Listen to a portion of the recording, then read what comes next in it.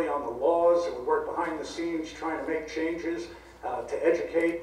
Tom Trento actually gets out there and gets right in their face. And we've infiltrated Muslim events. The 2012 ISNA East Zone Conference.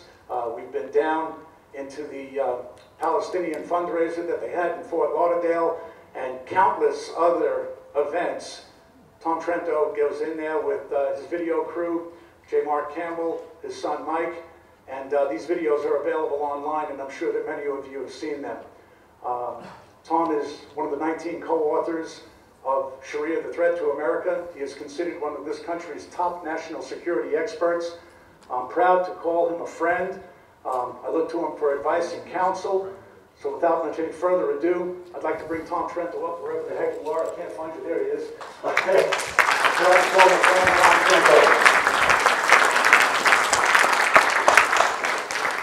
Trento.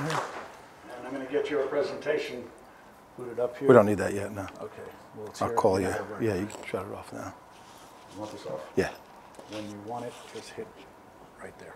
I'll call you. Can we shut it here? I'm sorry? Just get it right off the screen, if you don't mind. There we go. Okay, now the whole thing off. And if you just... If you can shut the whole thing off. I'm not going to get to it for a while. Well, then let's... Say goodbye. There we go. Like that. All right, thanks. When you're ready.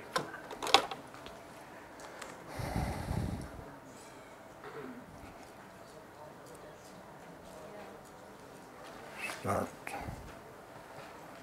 Start.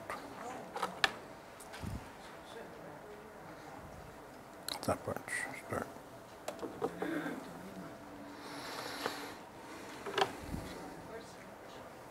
The heck is this?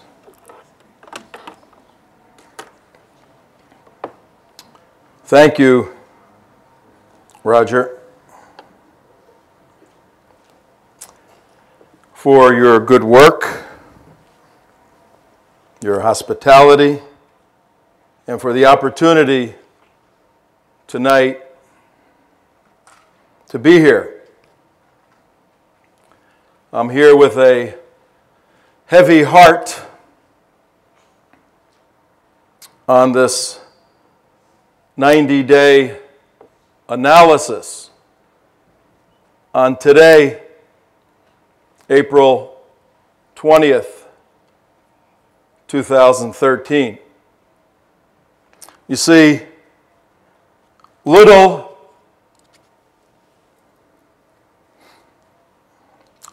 did anybody believe that 18,000 votes in Florida would so dramatically change the world. Little did people imagine that in a second term with the House and the Senate, that the United States of America in 90 days could be so dramatically transformed.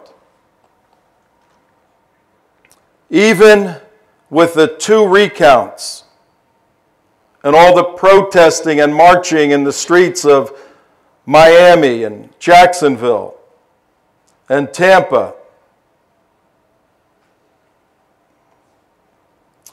the vote total was in. It was an 18,000 vote margin. Many Jewish people hailed it as an act of Hashem, the 18, high, the number of life, that the incumbent won re-election in the state of Florida, which gave him the national victory. And with the inauguration just 90 days ago, in this 90-day period, once again, in Norway, the Nobel Committee nominated the incumbent for the second Nobel Prize.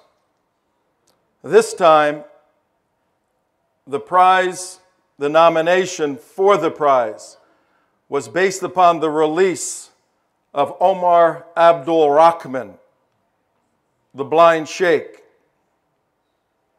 and as a gesture of good faith to the Islamic world, returning the sheikh in an effort to bring peace into the Middle East.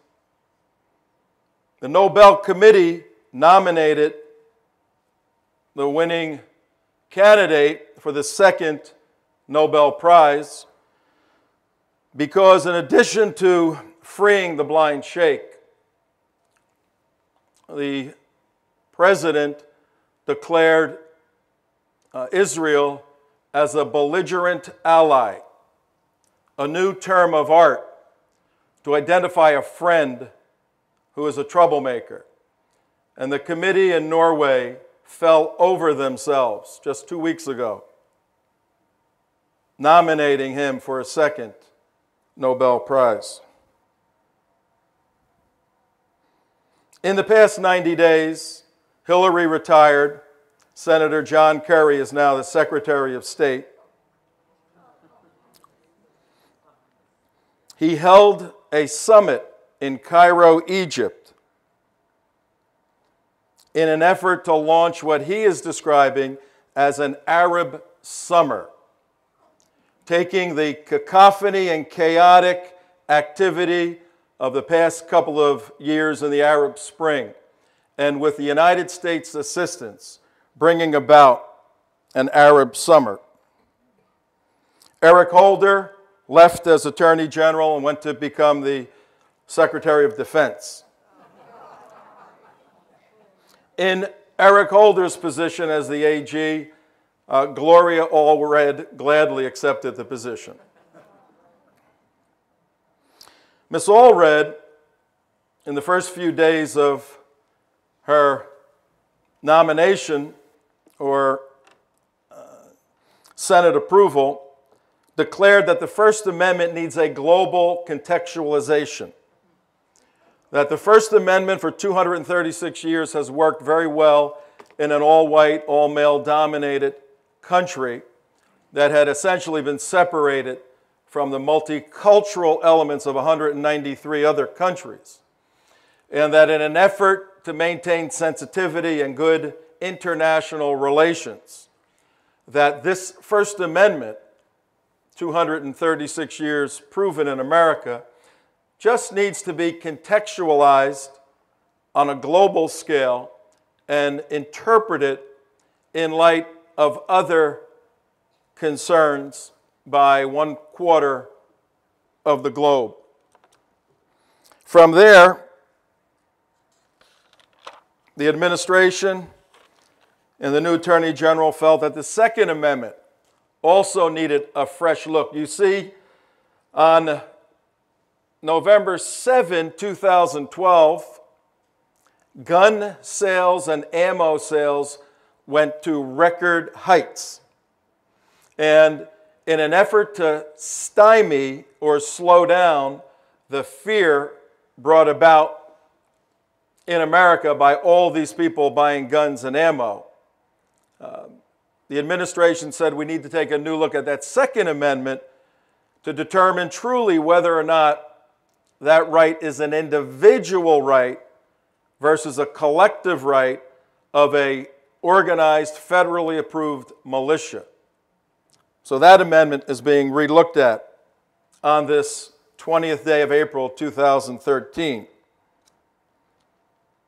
Just 1 month ago, in March, the administration, with a new term of art, came up with the concept of neo-citizens.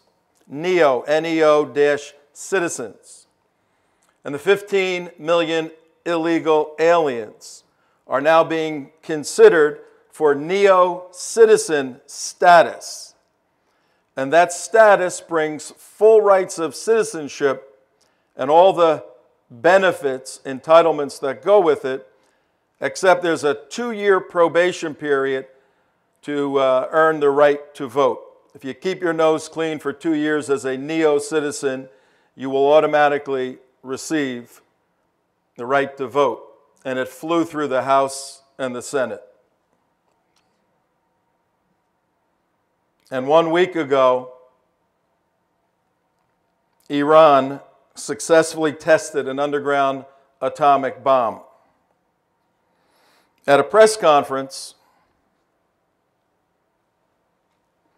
the administration condemned Iran, demanded that they act responsibly now as a member of the nuclear club, and as an effort of good faith to hope that they would act responsibly, ended all sanctions against Iran. Iran responded by declaring November 6th, 2012, a national Iranian holiday. Good evening. My name is Tom Trento. Very nice to see all of you this evening.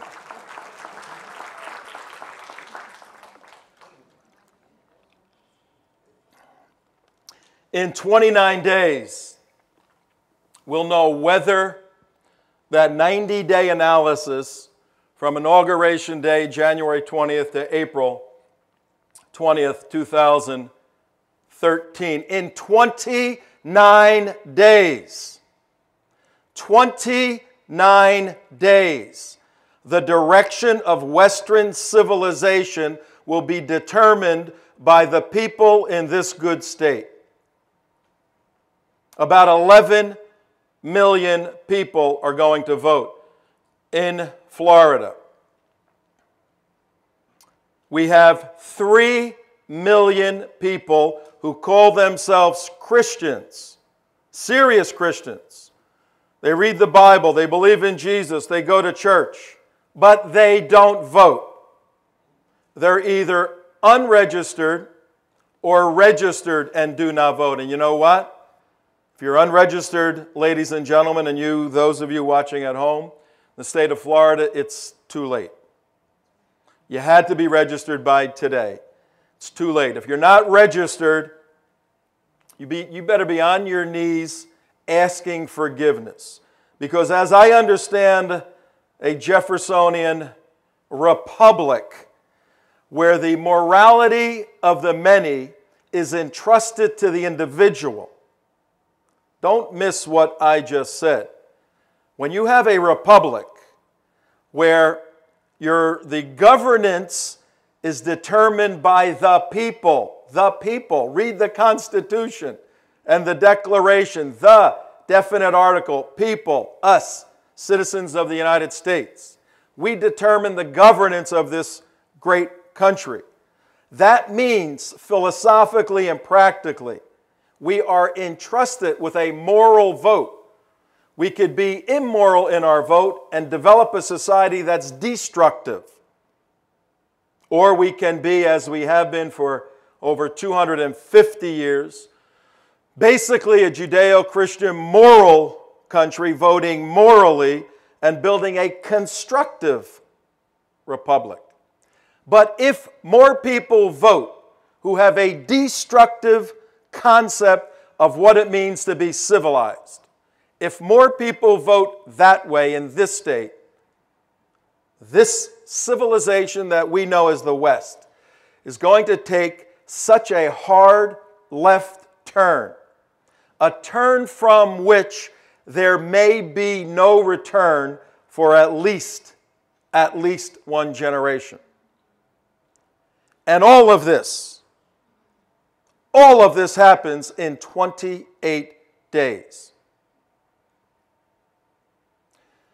Of those 3 million Christians who choose not to vote, we have determined that at least 1 million of them ought to be in play.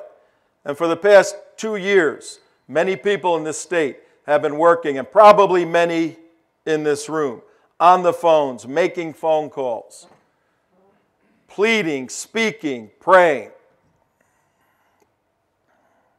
You see, there's also another group out there, veterans, and I saw some of you this evening here. There's 1.6 million veterans in the state of Florida, largest per capita out of the major battleground or swing states. 2008, 700,000, almost 50%, voted for the current president. 700,000. Current president won in 2008, defeated John McCain by 204,577 votes. 200,000 votes.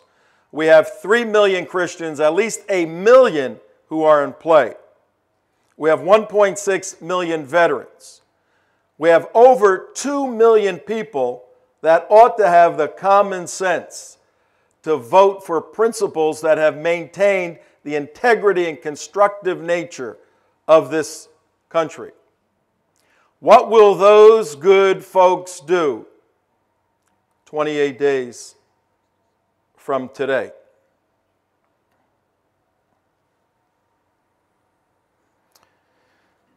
Typically, our work, the United West and others I work with, typically it's an educational process, particularly on national security issues, assisting people to understand these complex issues. Benghazi, Cairo, Islam, Muslim Brotherhood, infiltration by Umar Abedin into the White House, into the Department of State, all these sort of issues. But this evening, ladies and gentlemen, this evening, I implore to those of you in the audience and those of you at home that the task right now is not necessarily educational. The task is one of good old-fashioned street work, grunt work. Get out on the street and help and get involved. That's the need of the moment. Now, Act for America is a phenomenal organization. I've worked with Brigitte and Guy and Kelly and Roger and these other leaders for many years now. They do amazing work, and they do not take a position on candidates. But they are not speaking right now. I'm speaking right here at this podium. And I'm an evangelical Christian. And Mitt Romney was not my first choice in a candidate. I felt there were better people. In fact, Rick Santorum is a good friend of mine, and I was working hard for Rick, and he's a great guy, and I hope to see him in the Romney administration if that could ever happen.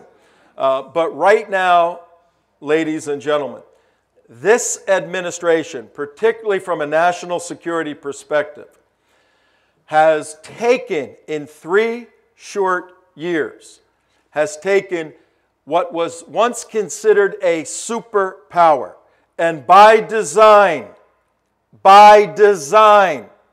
not by default, by design, those words super and power were put up in this administration's war room. And the goal was to change super. Take the super away, take the power away. You see, the egalitarian ideologues running the asylum right now believe that super and power is provocative. It's colonialistic. When you have a strong economy and a strong military, you project your power into other countries, then you dominate, as this president said we did in Iraq and Afghanistan while he was running for office. You see, a superpower upsets the balance of power in the world, so says this administration. Simply stated, to reduce that argument, to devastate that argument, it's like saying having a very strong police department in Brevard County upsets the balance of power in the county. That's the same mentality. Having a powerful economy in Brevard upsets the balance of power in Brevard. It's nonsensical in the micro. It's immoral in the macro. when you apply this on a global scale and devastate the military as it's been devastated, simply because an individual has a nice smile, a persona that's engaging, a nice handshake, and can hit the prompter at the 3 points as you hit a prompter. Simply because the veneer looks good. Tear away the veneer and look at the principles and the ideologies below it. This administration believes that America is an anti-colonial conqueror. We don't have time to go into all the colonial countries we've conquered.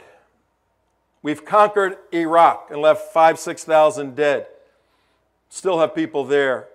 Our blood is there, our treasure. And I don't think we've gotten 1 gallon of oil, because that wasn't the reason why we went in. We liberated 25 million members of the Islamic faith. We went to Bosnia, if you remember, and liberated Muslims there. We went to Afghanistan and liberated Muslims there. Not too long ago, and you can travel in Normandy and see 10,000 crosses and stars of David. In the dirt in France, liberated Europe.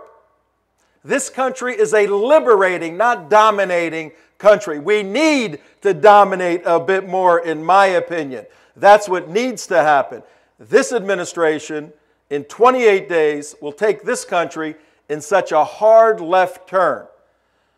And this administration is a strong horse when weakening America and a weak horse when strengthening America. But I don't have to tell you that. You guys are well informed. This evening, from my heart, my desire is simply to put before you the urgency of a number. And that number is 28. The urgency of 28 days. You see, this thing can be won. It can be won.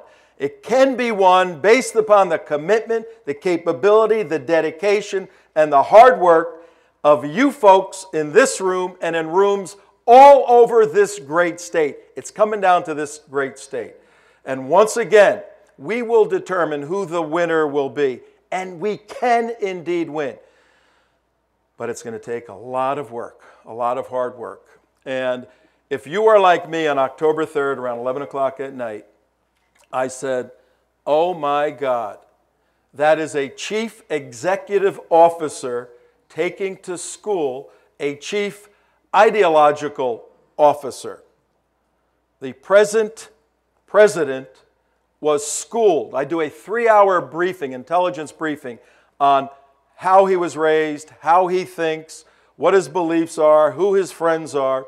He was schooled in the concept of community organizing. It's a little different than running a business. Mitt Romney had gigantic businesses coming to him and said, we want your money. And he said, okay, we'll give you some money. I'm going to take a look at your business. And became an expert at understanding the complexities, not just of money, because money is simply the byproduct of human beings. Money is the byproduct of putting something together where an individual can leave their home, go for 8 hours, have a sense of enjoyment and fulfillment in what they're doing, producing and accomplishing something. It's called a job, you know? And right now, almost 50% of the people that will be voting in 28 days do not have one of these things. And a good majority of them do not want to have one of these things. And when Romney said 47% aren't going to vote for him, he was right. 47% of the people aren't going to vote for him. That's a statement of fact.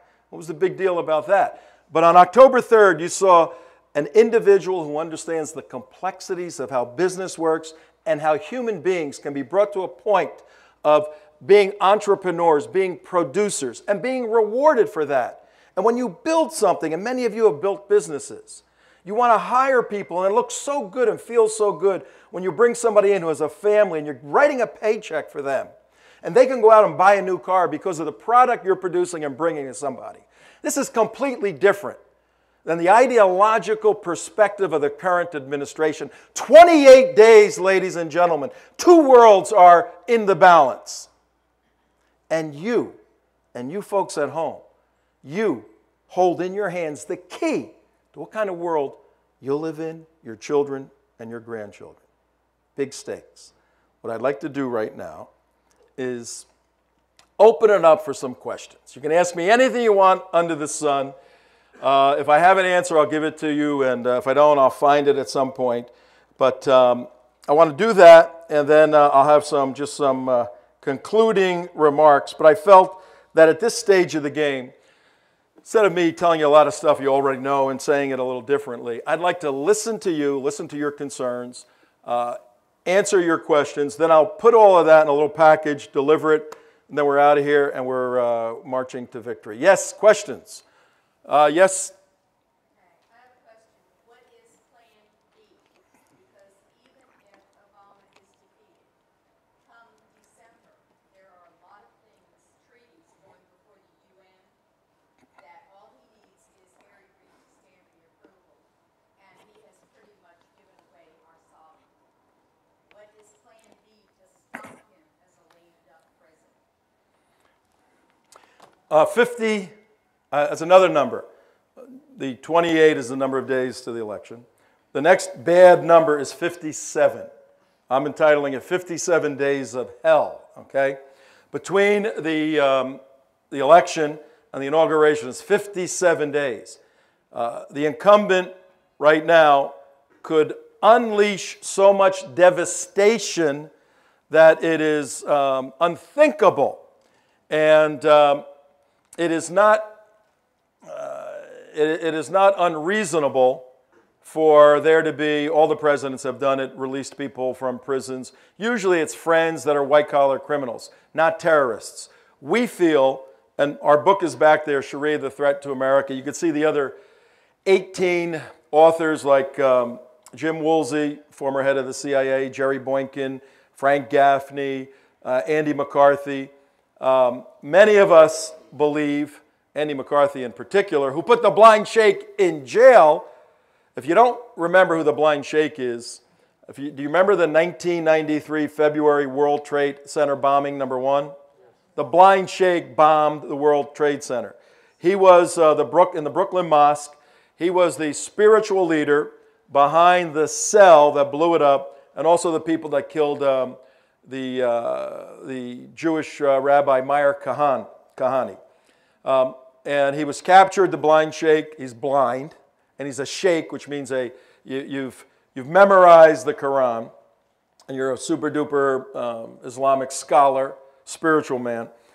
He got caught. He's in jail in North Carolina for life, and he is the spiritual leader of Muslim Brotherhood, the Muslim Brotherhood. And the Muslim Brotherhood is a really fun bunch of guys. Well, the blind sheikh is critical to their future in establishing the caliphate, Islamic government worldwide, and then implementing Sharia law, Islamic law. That's what Muslims have to do, okay? If you want to be a serious Muslim, you got a guidebook. It's called the Quran, and another book called Umdat Salik, Reliance of the Traveler. And this stuff basically tells you how to live your life. A couple other books go in there. But the blind sheikh is critical to the future direction of the Muslim Brotherhood. So while he was running, Mohammed Morsi declared if he was elected, he would work to get the blind sheikh free. Who is Mohammed Morsi? He's president of Egypt. Where did he go to school? He graduated from the University of Southern California in 1982. He joined the Muslim Brotherhood in Los Angeles.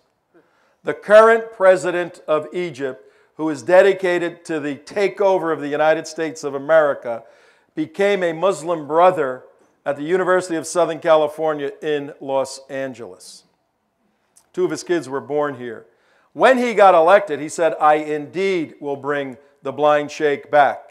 And one of his demands to a weakened president, the Islamic world has a love-hate relationship with the current president. They love him because he is so pro-Islamic and anti-Israel. We don't have to ask what Americans think of the current president's view of Israel. Just go speak to the Arabic world. Go to see Al Jazeera. Listen to the writers and scholars. They know he can't stand Israel, and he will help establish a Palestinian state in his second term. Well, Morsi told the current president, I want the blind sheikh. You will see a deal cut in those 57 days, the blind sheikh going back in exchange for something. Either way, if the current president is reelected, that may be held off a little while. If he loses, the blind sheikh is going. We cannot imagine a scenario where he wouldn't. And I hope I'm wrong, but I don't think so. Yes, sir. Well, you can, yeah. I learned Yes, something right today Yeah. that really is frightening. I'm a retired officer, as many of you are here. And I learned today that the senior, a full general, who is the senior of all the military generals in the Pentagon, had required that an officer, a colonel, who was teaching a course on radical Islam at a very senior military education, and he required that this officer be relieved from his duty, be given a bad efficiency report, and change the whole curriculum. I couldn't believe that, but that happened in the military school of our country. We don't have to wait until the 20th of April. No, I think ACT has an alert on this. The gentleman's name is Thomas Dooley. I had his lawyer on our show a couple of weeks ago, and he was simply teaching a class at the War College, I believe, and the class had information on scenarios as to how to deal with Islamic jihadis, all of this. And that language that was in there, all the anti-American pro-Islamic groups like CARE and all these other groups, they complained, and this administration has put pressure on the military to not allow that sort of language. In our book, there's a whole section on the disappearing language of terror. This administration no longer allows the word jihad to be used, Islam, Muslim brother. You cannot use these terms. In Fort Hood, Major Nidal Hassan shot 32 people, killed 13, and was yelling, Allahu Akbar. In the law enforcement world, that's considered a clue, okay? When you're yelling Allahu Akbar as you're shooting, but it never made it to the intelligence and administrative services in this government because the Department of Homeland Security has declared that event a what? You got everybody well equipped, workplace violence. That is near treasonous, okay? To have a guy stand there with a gun shooting unarmed soldiers, his own soldiers, and yelling Allahu Akbar, God is not great. In Arabic, it's God is greatest over Jews, over Christians. And then this administration can't label that treason. They can't label that terrorism. They need to be locked up. This administration is violating federal law. Absolutely. Any other questions? Yes, ma'am. And on April 20th, 2013, Tom Trento will be cited for what he just said if indeed we lose in 28 days. Yes. So my question and concern is I don't hear a lot of our representatives, GOP or anyone, screaming loud. There's only a handful.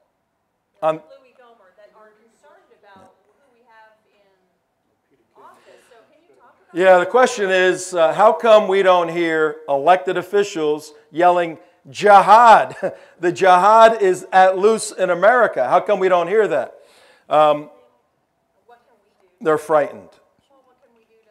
Yeah, what can we do to fight that? Well, first of all, you're in a great organization to fight that. Act for America understands this, trains people. They work extensively on the Hill in Washington. The Hill is Capitol Hill. So 29 days and 30 days and following, this is going to be a big issue regardless.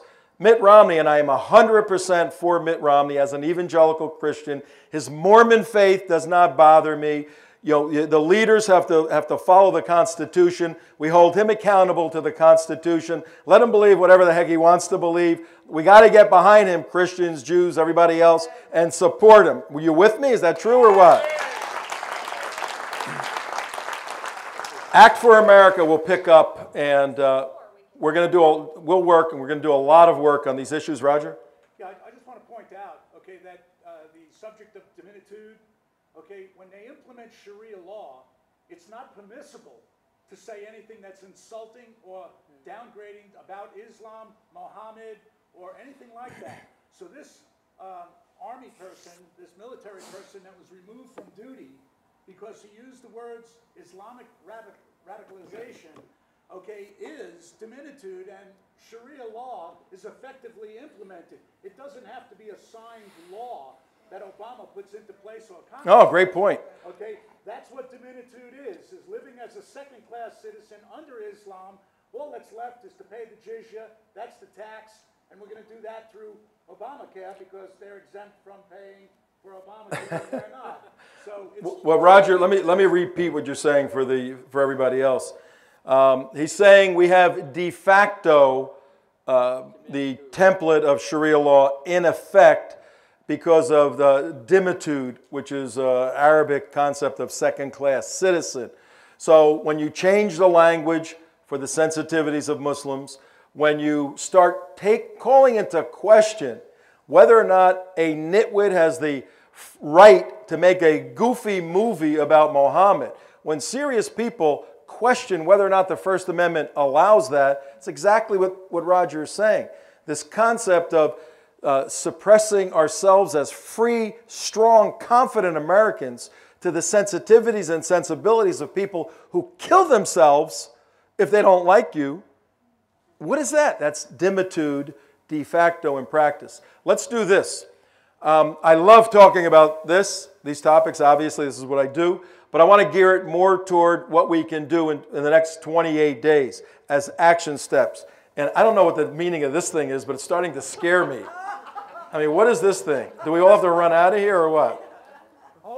no. See, the thing, it looks a little too... Any questions? Yes, sir. I was wondering what that light was. Yeah. Tom, if you were advising the individuals in the audience tonight how to get the best bang for the buck to change our current administration, what would you advise? Telephone calls, door to door, money. What do you think is the best way to get this done?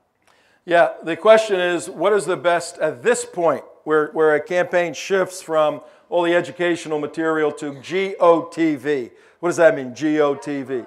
Get out the damn vote, okay? Get out the vote. That's what the shift has to go to.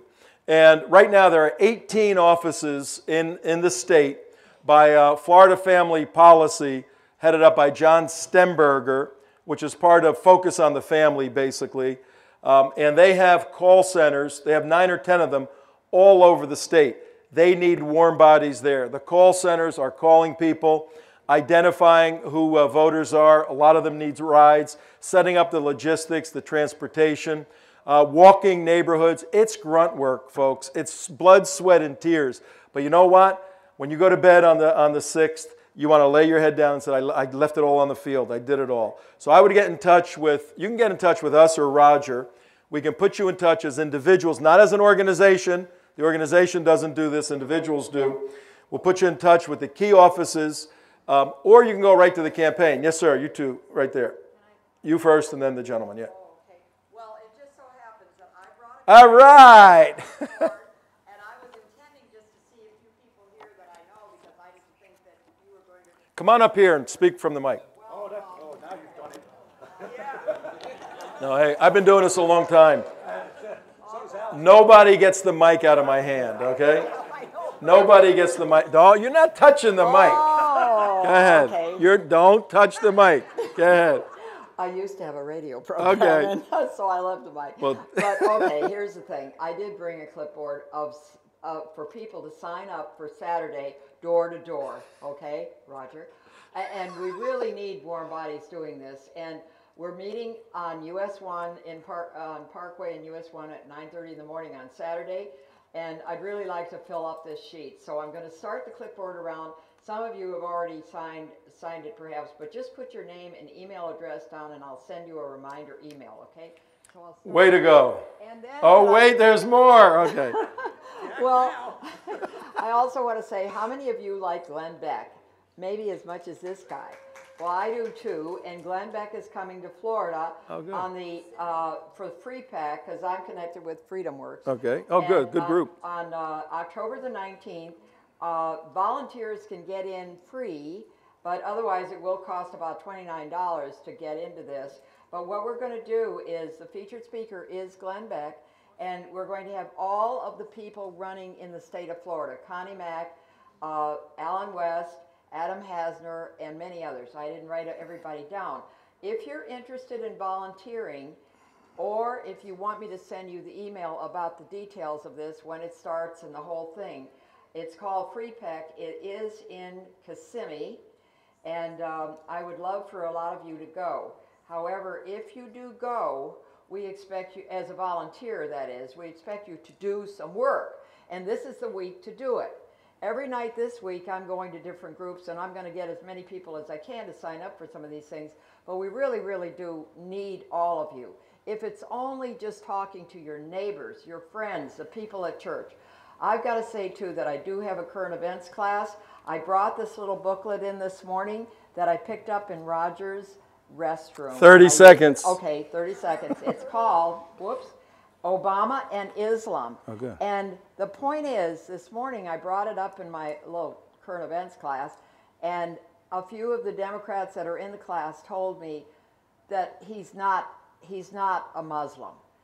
But isn't it true, and I want you to expound about this a little bit, because I believe it is true, that if a person is born to a Muslim father, that makes him automatically a Muslim.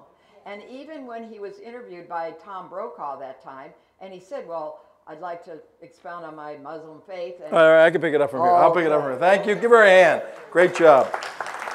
She's very encouraging. What's her name? Alice. Thank you, Alice, for all your enthusiasm and hard work. Quickly on her question, yes, if you're a Jewish person and your mother's Jewish, if you have a mother, you're Jewish, okay? If your mother's Jewish. It goes through the maternal side. In Islam, it goes through the paternal side. And if your father was Muslim, you're a Muslim according to the Muslim worldview, Muslim authoritative documents. But the president, by his own admission, left Islam and accepted Christianity. That's what he says. I'm a Christian theologian, actually, and his Christianity is unrecognizable by me, okay? And the Muslims want him to revert back. The term is to revert from wherever you've gone to come back. But it doesn't matter. What? Aren't they supposed to kill him as apostate? Well, but it doesn't matter. The folks in the intelligence community I work with said he functions and governs as if he is a Muslim when it relates to Islamic affairs. That's all we have to understand there. I mean, it's very simple. Yes, sir. The one thing that hasn't been brought up is blasphemy. And that is a good thing we need to talk about when we're talking to people. Roger. The blasphemy laws are being pushed by the Arab League. You can get that up. I'm going to show it real fast. This session, first part of, I think, September, I'll take like 5 more minutes, okay? basically said that he How much time do we have? in favor of any law that will You're good for another 45 minutes. Oh, no, I won't take that much time. I'm paraphrasing. I'll go another 20 Then it was minutes. followed by a whole series of people. need a little bit of time to finish up. I'll go 15 minutes. Turkey, they're all saying that we have to Okay, where's the clicker? anything being spoken about Islam.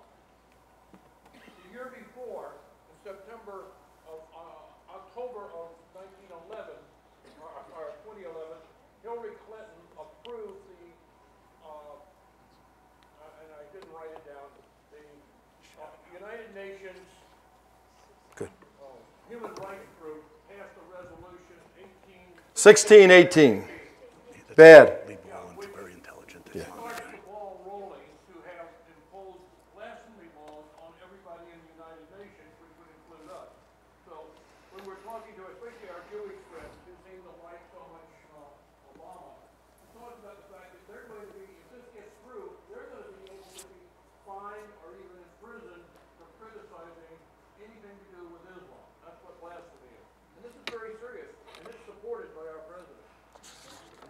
The other issue in my 90-day analysis on April 20th, 2013 that I didn't mention, but I will, is that little building right across the street from the back of the Capitol, right next to the Library of Congress. What building is that? The Supreme Court. It's right behind the U.S. Capitol, right next to the Library of Congress. If you watch our show, Trento Vision, 2 o'clock every day, you watched us last week report live from the Supreme Court. We were right out in front of it. The day before, we were in front of the White House. And the day before that, we were in front of the Holocaust Museum. The day before that, the UN. And the day before that, the Muslim Day Parade in, in New York City. Did you see that? That was amazing. But most likely, if the incumbent wins, Ruth Bader Ginsburg, Anthony Kennedy, and Stephen Breyer are going bye-bye, and three justices will be appointed, approved by the Senate, and guess what? It's game over at that time. It will take one generation to unravel, if it's even Greece. It'll take one generation.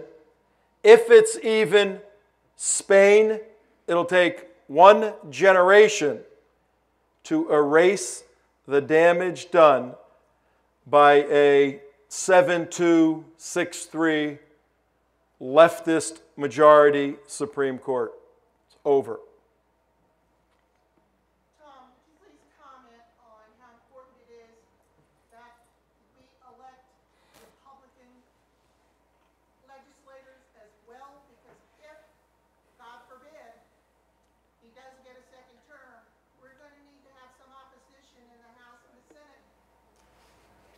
Yes, this is a very tricky call right now in the House and the Senate. Most analysts are saying the House looks, it should stay Republican. But, I mean, there could be developments. I don't put anything, I lived in Chicago. I was there through the Daley years. It's always the Daley years. You know, if you're under 100, you were there during the Daley years. I was there during the Daley years. And I will put nothing past the Chicago thuggery of this administration. Why? Because when you're a principled statesman, you fight for principle and you accept defeat if it's fair.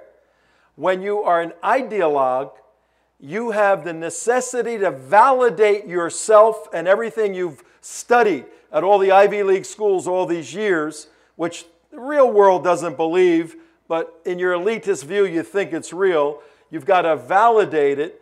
And this administration is this close. They can taste, touch, feel, smell, see a radicalized America redesigned in a socialistic construct. They can see it.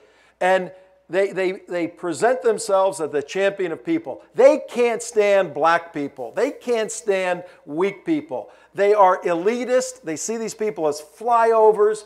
They thrive on the industry of dependent people. Don't miss that point. The Democrats in control in the White House thrive. They've created an industry, a franchise of keeping people dependent, meeting their basal needs for a vote. And they have a cyclical succession of movement that allows them to ride in their limos, to ride in their Air Force Ones, to get the best seats in Washington, D.C., to get the best seats at the fights, to be able to jump in a plane while 4 of your key people are dead and go to Vegas and party. That's what these people are like. It's despicable, absolutely despicable. Watch this. This is how difficult it's going to be.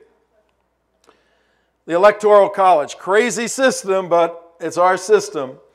You get 1 vote for each U.S. senator. Therefore, each state has 2 electoral votes for senators. Then we'll use Vermont. They have 1 U.S. representative, so you get 1 electoral vote for your U.S. representative. So Vermont has a total of 3 electoral votes. California has 55 electoral votes. 2 senators. Oh my God. great senators in California, and 53 votes for the U.S. representatives. And as we know, the number of representatives, we have 435. It's divided by population, and it shifts. New York just lost 1 or 2. Florida gained 1 or 2. We have 29 now. So it keeps moving around according to the population. Winner takes all in most of the states. A few states have a weird system where they can divide it up, but basically winner takes all. This is the magic number. You need 270 electoral votes to be elected. That's why on election eve they do the count. Oh, is Wisconsin going to come in with its 7 or 8 or 9? How about Montana with its half electoral vote, you know? Right now, this is a pretty good picture of the electoral map. The red states are the Republican states, and the blue states are the Democrat states. And there's always, always, always more red states than blue states, but there's more population in the blue states because they're the elitist Ivy League school and the Hollywood people and, you know, all those population centers. The gray states are swing or battleground. Different years they go in different directions. There's always a battle there. We were in New York and New Jersey last week, and they're not even seeing any commercials. There's no commercials playing in New York or New Jersey for the presidential race because New York and New Jersey are going for Obama. So he's not wasting money there. Here in Florida, you can't turn on the TV without 1,000 commercials every 5 seconds. It's the way it is. But it was great seeing Mitt Romney blow $150 million of ads in 90 minutes in the first debate. That would give Mitt Romney a hand on that one. That's pretty good. Way to go, Mitt. Right now, Mitt Romney has a guaranteed 191 votes. The incumbent has a guaranteed 251. Whenever we use these terms, guaranteed, it should go this way. California is not going to vote for Mitt Romney. So all the incumbent needs is 251 votes, and the challenger needs how many? About 80 votes. 80 electoral votes. Where do you get all those things? Well, when you start going through the calculus, and there's all kinds of polls, and they're changing every day in favor of the challenger right now. But when you start adding the numbers and following the polls, you see a variety of very interesting, and don't worry about all these little details right now, because some of this stuff is changing as we speak. But Colorado is in play. Florida is a dead heat right now. Maybe in the past couple of days, leading a little bit for Romney. Iowa's very tight. Nevada, New Hampshire, North Carolina, Ohio, Virginia, Wisconsin. Key swing states. These are some projected ways in which they should go or could go. Florida would go for Romney, Colorado, Virginia, and North Carolina, and those other 4 go for the incumbent, and he wins 281 to 257 with that breakdown right there. This is a big issue, very, very big issue, voter fraud all over the United States. But I dare say that the Republican Party is in very good shape with armies of attorneys. And we need poll watchers. You asked earlier what's needed.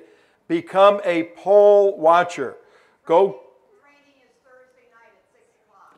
Thursday night, 6 o'clock. You go get trained, and you're basically a cop trying to keep everybody honest. And you know what? How many votes in 2000? What was the differential between the presidential election in 2000 in Hanging Chad, Palm Beach County, where I live? What was the number? 537. That's 250 people. 250 people determined that George Bush was president in 2000. Remember, every vote counts. Poll watchers are needed. Fraud is going to be a serious issue. And if you're a poll watcher, bring a video camera, please. Yeah. Take your iPhones, and when you run into a situation, just start taping it. And, we'll fight it out later on. But Current electoral map, 251 to 191, 270 needed to win. If it falls that way, and I'm not asking you to analyze and study this. I just want you to see that Florida becomes, any scenario you look at, there is no way in the world that Romney can lose Florida and win the presidency. Impossible. Statistically impossible. Bizarre things would have to happen to lose Florida and win the election. That's how critical it is, folks. 28 days. If you get one of these little babies, a tie, well, this is really strange now. If you get a tie,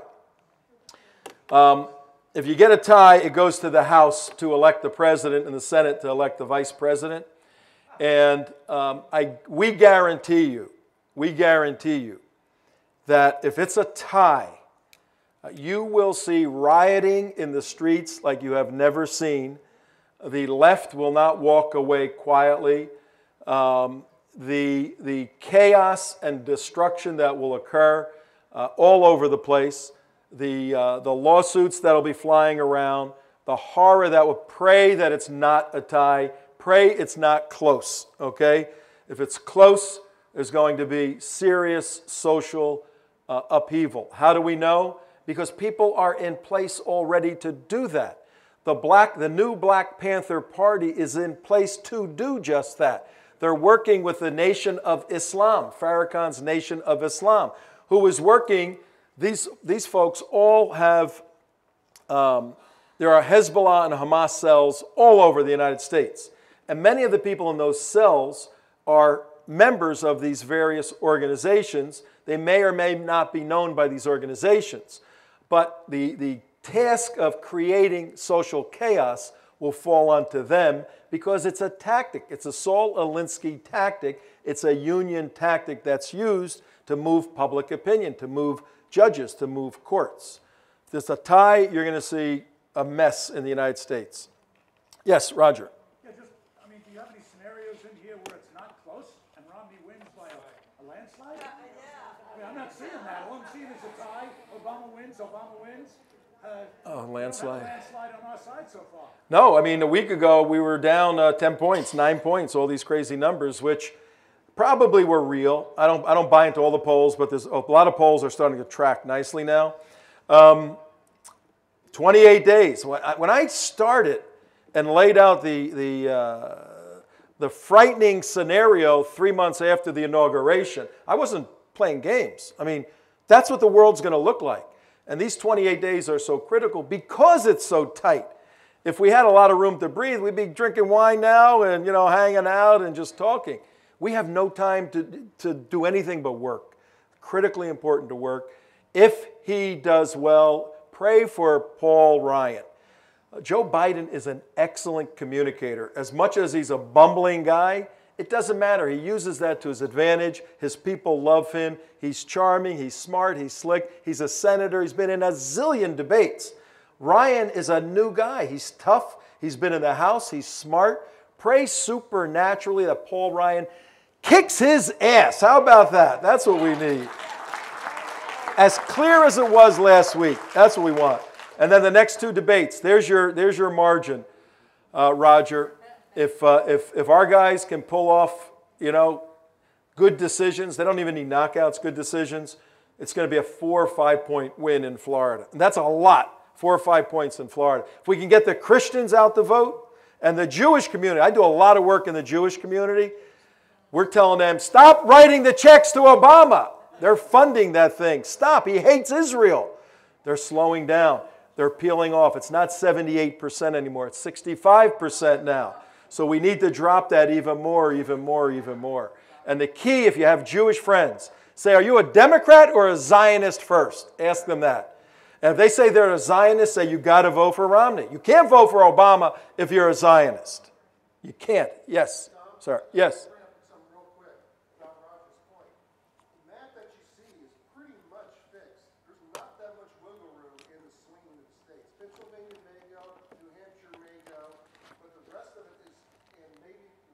Colorado, New Mexico may turn, but there's not that Not that much.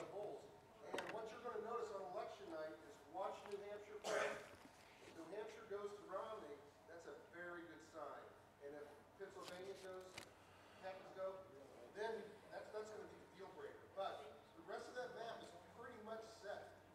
Yeah, it's coming down to Florida. Yes, sir. Then I got one more after that, and I got to wrap it up here. If Romney wins, we're in civil war. If Could be. it's a tie, we're in civil war. Could be. If Obama wins, we're in civil war. I've always been a real lazy voter. Anyone else out here? Yeah. I finally got involved with Alice's encouragement. Kicking. Okay, I went out, I was on Aurora O'Galley and Wickham last night with the sign. Well, I was standing next to a guy that must have been 95 years old, you know, I'm in a wheelchair. He was out there holding up his, Amen. yeah, and we need to get people out. We need a lot of people at every corner. I made real sure to make eye contact with everyone going by that I could, especially blacks and other minorities. I'd be giving them the thumbs up, high five.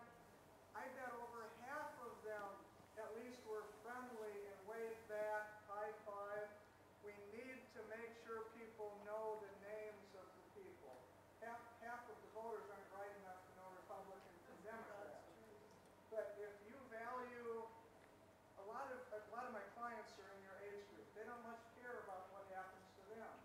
But how many of you have grandkids that you don't want to see grow up under Sharia law? We have to get involved and get out there on the street corners with signs. Amen. And the down ticket is very important. Someone raised the question before about the other elected or other candidates running. Our good friend and my current congressman is Alan West. And he's, thank you very much. Whenever I mention his name, I get applause. Alan West on this side. Okay, all right. Thank you. We will be with Alan tomorrow. He's with Danny Danone, who is a member of the Knesset. They're speaking tonight down in Palm Beach and tomorrow in West Palm Beach. And we'll be live streaming, if we can, at 3 o'clock tomorrow, Danny Danone and Alan West on Trento Vision. But he's in a tough fight. And his opponent is a jackass. I mean, he's just a nitwit kid. And he has nothing to do with anything. You saw Mark, maybe you saw the video. Our Mark, J. Mark Campbell, right back there, ran after Patrick Murphy the other day at the debate you were at, Roger. And because Patrick Murphy said that you people, the Tea Party people, are all racist, extremists, all this sort of stuff, right? So Mark ran after him going, sir, sir. And he ran, went in the elevator behind a woman and hid behind her. And Alan West is outside for a half hour answering any question the left was throwing at him. It was a warrior against a kid. But the DNC, Democratic National Convention, is pouring tons of money. I mean, I know Alan very well for many years. I watched the TV set. I go, wow, what a horrible guy. Oh, wait, that's Alan. I said, the stuff they're saying about him, his wife, Angela, finally had to come on and do a commercial and said, that's not my husband. This is an American hero. You've got to fight for these guys, because if you work for someone who's running for a state or municipal office and you get involved, you can bring in other voters to vote for them. And while they're there, you tell them, vote for the Romney guy too on the up ticket. So the bottom up or top down both work. Adam Hasner, who's taking over Alan's congressional seat, running against the former mayor of West Palm Beach, another nitwit, Lois Frankel. These people have to be defeated. Hasner was the majority leader for 4 years in the state of Florida. Tremendous Jewish legislator. Great guy. We need these guys in. Yes, one more. Did you have, when you're talking congressional in your part of the state, do you have any reads on how Harrington's doing on that? Yeah, Karen Harrington's a wonderful, wonderful woman, and she'll do well. The numbers, I mean, it's going to be very difficult to beat Debbie Wasserman Schultz. Very, very, there's other metaphors that have been used, but we'll leave it at the tall tree to climb. She's the head of the Democratic National Committee. She has tons of money. But besides all of that, it's a heavily favored Democrat district by 10 or 15 points. It's difficult. That's why Alan left after redistricting. The district he was in went negative for Republicans. That's why he moved up to Martin County and St. Lucie. And Adam Hasner, who Jewish people like, he went into that district. But Karen is not going to be able to overcome, and we're all working and rooting and everything, but it's going to be tough to overcome that. Yes, Patty. You can't send a lot of money, $9.12 times like 1 million people for 9/12, 1776, whatever number's important to you. You can't send $50 to everybody. $9.12, 9/11, whatever. And I have never been a lazy voter. You know why? Because when I was 18 years old, I voted for Jimmy Carter. I'm sorry. And I've been trying to make Boo, boo, boo. I know. I unleashed jihad on this planet, and I've been working my butt off to make it up to everybody. Well, ironically, if we had time, I'd go through that. The 79 takeover of the American embassy in Iran launched the first jihad in the West, and the takeover of the embassy in Egypt and the consulate in Benghazi has launched the second. This cover-up in Benghazi is absolutely criminal. It's criminal. Idiots knew this was a coordinated terrorist attack on the same day. And our intelligence and why? Why? Because Osama is dead and GM lives. That's the phrase that is used to dumb down the voters for Obama and make them feel good about themselves, and to have the Taliban and Al-Qaeda and these groups full-fledged firing and killing in the Middle East doesn't fit their narrative. So it was a movie in California that did it. All right, I'm going to just wind things up here in a second, but this is a great book. It really is. I was privileged to be one of the authors with wonderful people. That and this movie changed my life. Obsession. I've watched it 100 times. When I saw it, I said, I got to do something. In 2006, I'm doing what I'm doing now. A lot because of this movie. They're available back there, $20 for both of them. But let me conclude on this thought. We have a phenomenal country. You know, it's such a great country that young kids, boys and girls, take an oath to defend this country against all enemies, foreign, domestic, whatever. And then they get a gun put in their hand and they go and they fight and they get killed. That's how much commitment and love that these young volunteers have for this country. Many of them come back battered and bruised and damaged from their brain down to their toes.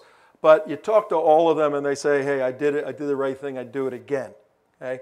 We're not asking anybody in this room or anybody at home to pick up a gun and go fight a war. We're asking you to fight a cultural war. A war of 28 days where you battle ideologies and you get out and you work and you think and you sweat and you get up again and you take a leave like I do and you keep moving one foot after another and you say you'll sleep on November 7th and you keep moving forward, because this is a country worth, if a country is worth dying for, it's certainly worth living for, and it's worth working for.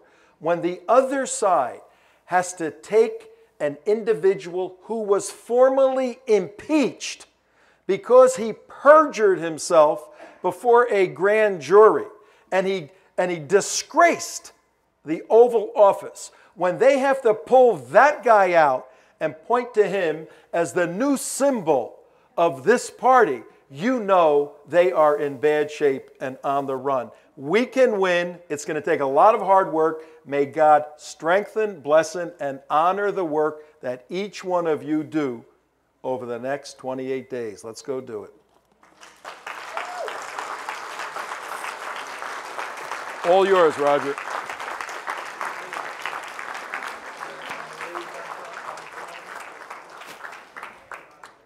Wow. For those of you who don't know my background, okay, I was comatose when it came to political stuff or Islam or anything else.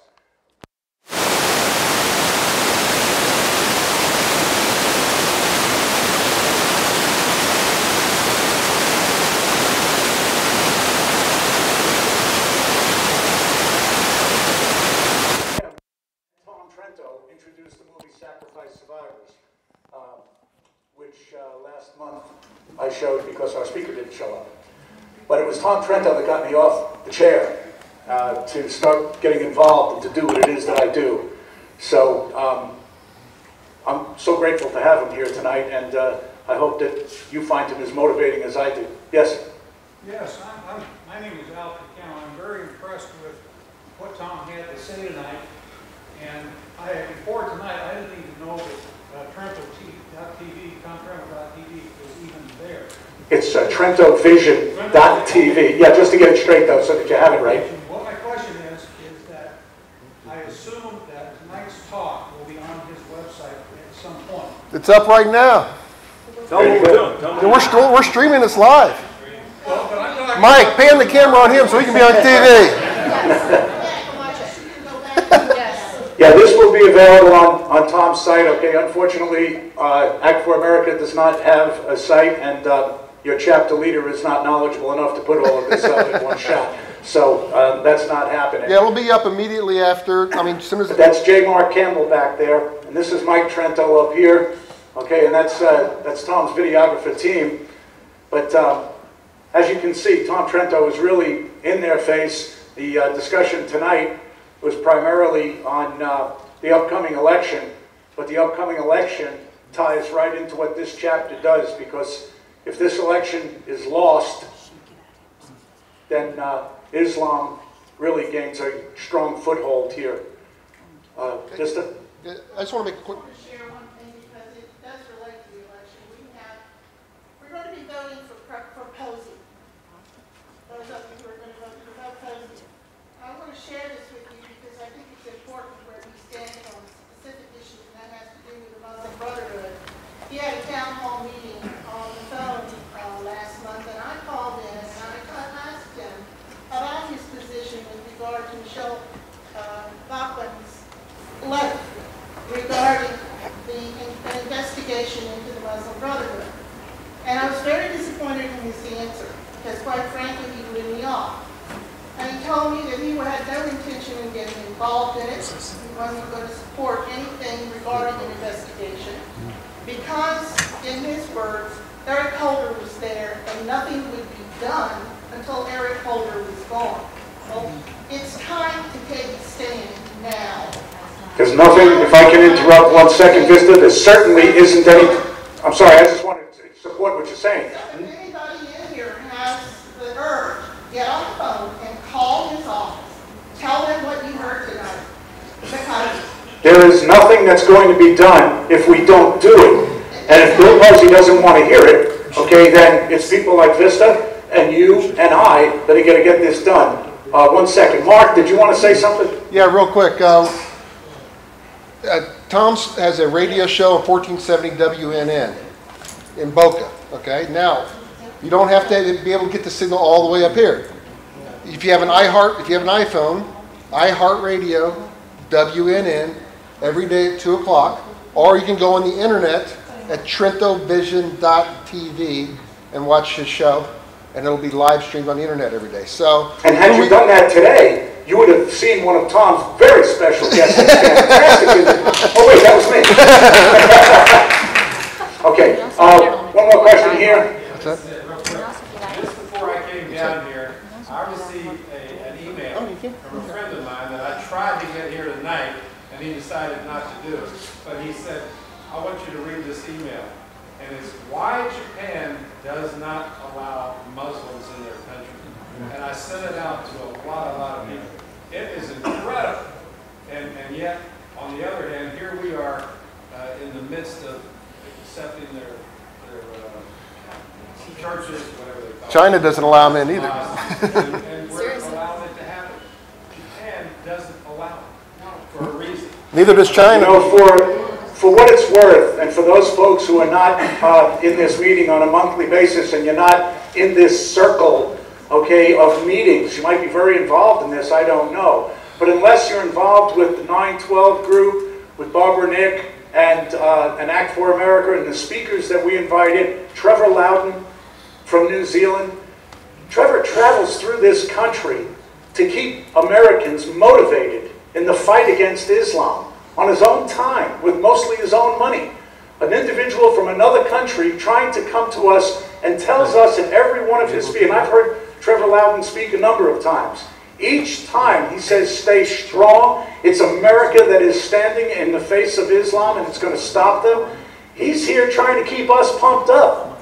We have foreigners coming to this country, acting as cheerleaders here to keep us motivated and strong in the fight. We are still looked upon as being the most powerful nation in the world, and it's the people in this country that make us powerful. It's you and we have to do the fight because we are definitely in a fight. Alice, I'm sorry. I just want to say that I'll get you. I talked to so many of those people at the Republican convention. I told you about that because I worked with a delegation from all over the world, and they all told me the same thing that Roger said, so it's really important. But what I want to say is that we are having Save America Rally this Friday at Wickham and Post Road in Melbourne. And we're going to hold up our signs and our flags and all that. So we'd love for you to come at 3:30 to 6, anytime in that period. And then we're also doing it down closer to the Brevard Zoo, the corner of 7-Eleven and Wickham, from 4 to 6. The best way to get all of this information is to sign on to our website. We'll put you in touch with all the local events that are happening. Okay, I got one last statement going here, and I got the rest of this meeting to get off. Everybody that signed up, I hope I get the emails out to you, but I'll tell you, there's an awful lot of people that signed up, and I've got a million things to do this week, so I'll try to... I got amplification. I should be able to out-talk you, Alice. That should be able to happen because I got the amplification. Okay, one last comment, okay, and then I got to get this meeting rolling. Did you know where I was going with the introduction? Yes. That's going to be coming up if I can get to the rest of my meeting here. Okay, we're going to go through a couple of quick action alerts. These are the things, okay, for those people that are new here, put your hand down. If I answer another question, I'm going to get smacked. Okay, these are the things that we'd like folks to pay attention to. Frank Gaffney Center for Security Policy. If you don't know who Frank Gaffney Jr. is, he is one of Tom's cohorts, one of the co-authors of Sharia the Threat. Again, one of this nation's most powerful. Roger, click on the button on the bottom that blows up the whole screen so we can see it. Yeah, now on the bottom of your screen, now go to the right, 3 little icons, and on the bottom, somebody get up there and show them what button to push. At the very bottom in your taskbar, go to the left, a little more left, right there, look, back up, right there, hit that button. Woo! Okay. Picky. Okay, Frank Gaffney Center for Security Policy has got a free 10-part course on the Muslim Brotherhood. It is not for the weak of heart. All right, but you can take it one little course at a time. Some of them are short, they're 15 minutes. Others are a little long, they're 2 hours. But each one is a segment on the Muslim Brotherhood. It will educate you and give you all of the information that you need specific to the Muslim Brotherhood. So, www.muslimbrotherhoodinamerica.com, Frank Gaffney's course. It is nationwide and well known, and it's an extremely informative course. The Blaze Report on the Muslim Brotherhood, called The Project. This is what we want to ask our representatives to tell the administration to do. Release the Holy Land Foundation files to the public. It's what we want done. There's a piece of paper in the back you can all pick up. It's a little sliver of paper. My wife is holding the papers up. Okay, right now, just take one. It's got Senator Bill Nelson's phone numbers, Senator Marco Rubio, and Bill Posey, Representative Bill Posey. Okay, so we want to call their offices. Phone calls make a difference. We've asked the congressmen and we've asked our elected officials, what can we do that will have an effect? Phone calls, letter writing, and all of that stuff. Okay, we can tackle them in the street when you see them, but it's the phone calls that we make. For every one that they get, they figure there's another 20 people out there that have the same feelings that are not making the phone calls. So for every phone call that we can make, it's like we're speaking for 20 people. So to get 100 phone calls, that's 2,000 that they're thinking about voting for them. So let's get that done. Please take one of those papers. Take a few minutes. It's only 3 phone calls. How long can that possibly take? 5 minutes, 10 minutes at most of your time, and we're going to make an impact, okay? Tell them to release the Holy Land Foundation trial. Is there anybody in this room who does not know what the Holy Land Foundation was? Does not know. You don't know? Holy Land Foundation trial was the largest terrorist funding trial that we've had in this country. It is where the Muslim Brotherhood documents were submitted, a memorandum to the strategic goal for the group in North America. That is in the back of Tom's book, okay, in its entirety. It's where the statement comes from where they say that the Ikhwan, the Muslim Brotherhood, must understand that their settlement process in America is a form of grand jihad designed to sabotage and destroy American civilization from within by our own hand and by the hands of the believers, so that only the religion of Allah remains victorious in the end. That is a mouthful. But that's where that comes from that document. It's in the back of Tom's book. I urge you to be familiar with it. The Muslim Brotherhood is what is carrying the threat to America. It is they that is our enemy, for sure. So let's get that done. We're still boycotting Best Buy. For those of you who've seen this for a few months up here, I'm going to blow through this really quick. Okay, if you need these email addresses, we want to continue to boycott Best Buy. Okay, they're a platinum sponsor for CARE, Council on American Islamic Relations. They're a Muslim Brotherhood front group, an unindicted co-conspirator in the Holy Land Foundation trial, the mother organization for Hamas. Goes on and on and on. Best Buy's got no right becoming a platinum sponsor for that group, and we don't like it. Let's let them know about it. Another action alert, the Muslim Mafia, written by David and Chris Kubatz. Okay, they're being sued by CARE for unlawfully obtaining access to CARE's confidential and privileged information. It's important that everyone understands that this book is extremely informative. They're not being sued because anything in the book is incorrect. They're being sued because they hired, I think it was Chris. Was it Chris or David, Tom, that they hired? Chris. Okay, they hired Chris to shred documents. And they left him in a room with the documents, and he just stuffed the documents into his backpack and took them home, and this is where all the information came from for the Muslim Mafia. So it's an accurate book. It's based on all of the documents that he snuck out of CARE. And they're suing him because he snuck the documents out, not because what he wrote is wrong. But his legal fees are now accumulated up over $500,000. They're expected to go to $1 million. So if you go to WND Superstore and online and just search the Muslim Mafia out, if you buy the book for $25, a portion of that, you'll get a copy of the book and you'll be supporting his legal defense fund. And that's important. You get to keep people like this on our side and rally to their aid when people go after them. The Patriot Partner Act for $19 a month. If you find it within your means to contribute $19 a month to Act for America, Act for America doesn't function on anybody's money other than donations. So they do an awful lot of work. They do an awful lot of expensive things that have to be done. Brigitte Gabrielle travels around. She doesn't get paid for a lot of the things that she does. We have expenses. The chapter functions, okay, we do the same thing here. We function on your generosity. We pay for this room. We pay for the guard that's sitting outside tonight at the door. So donations are important, but if you can find it in your hearts to donate $19 a month to Act for America, sign up as a Patriot Partner. That will certainly help Act for America National get the job done that they're trying to do, and they're doing very effectively. Reminders, we have some free information and handouts in the back. If anyone has any compelling articles that they'd like, it can be submitted. We hand them out for free, but we ask you to do your due diligence. Okay, hoaxes and misinformation abound out there, so try to check this stuff out. Vista Borland is who you want to get in touch with regard to any information that you want to put out through Act for America. She is in charge of the handouts in our core group. If I haven't said it before, I have to thank the core group who does so much to keep this chapter functioning smoothly, both before and during my capacity as the chapter leader. So I thank all of the core group, and I thank everyone else that are members. The book reviews, okay, can be read at Amazon.com.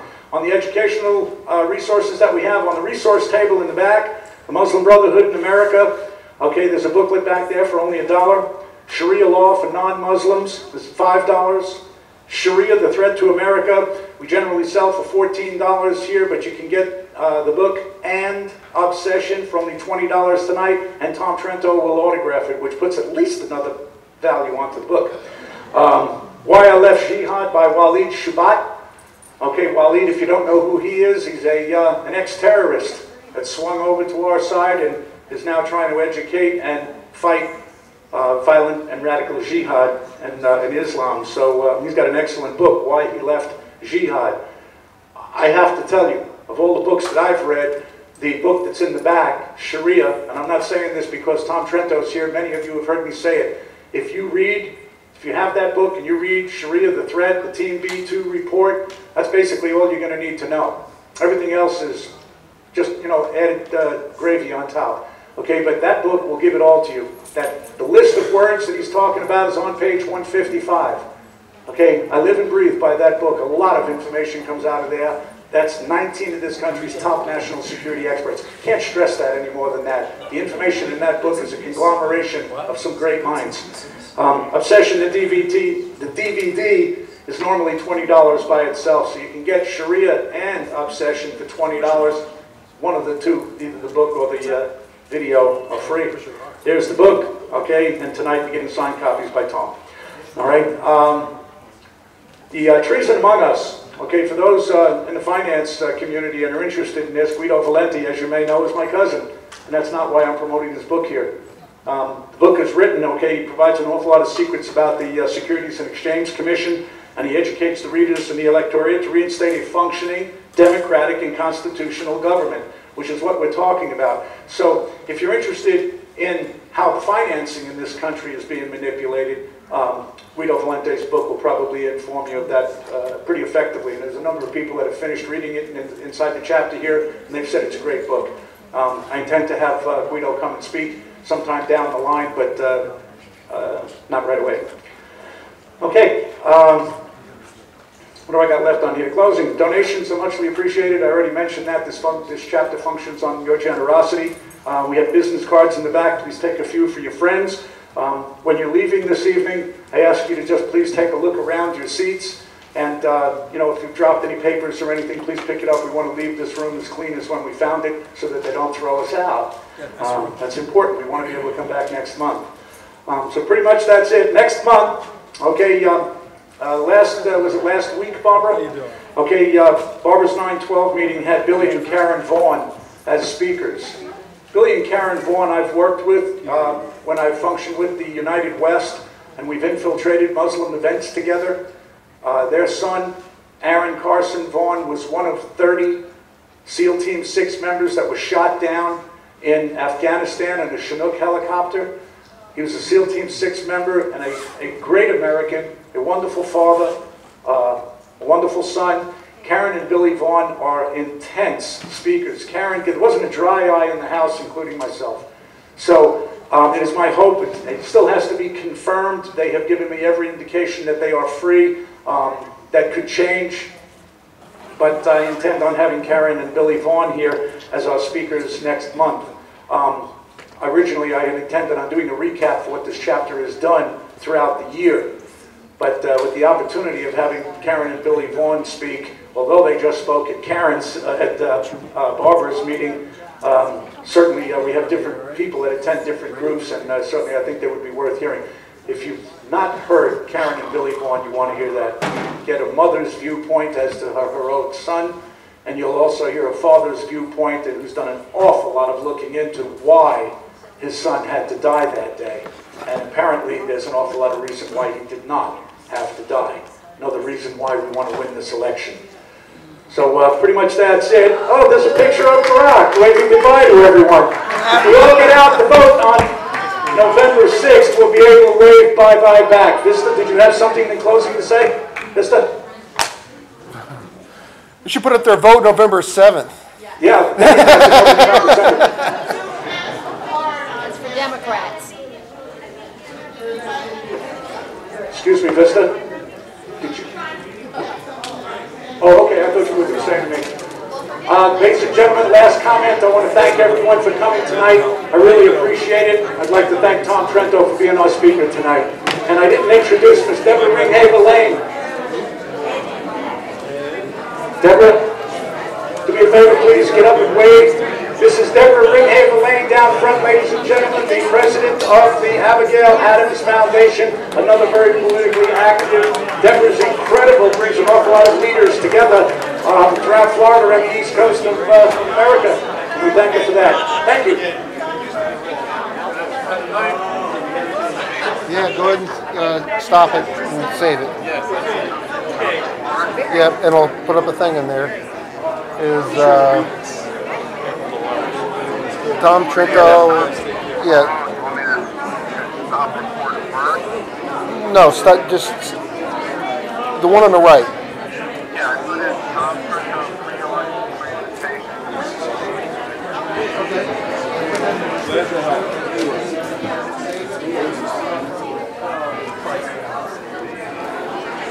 Right below it. Yeah. Okay. Yeah, go ahead. You have to copy text from the description into the bottom part. I mean, from the title into the description part. Else, and once you do that,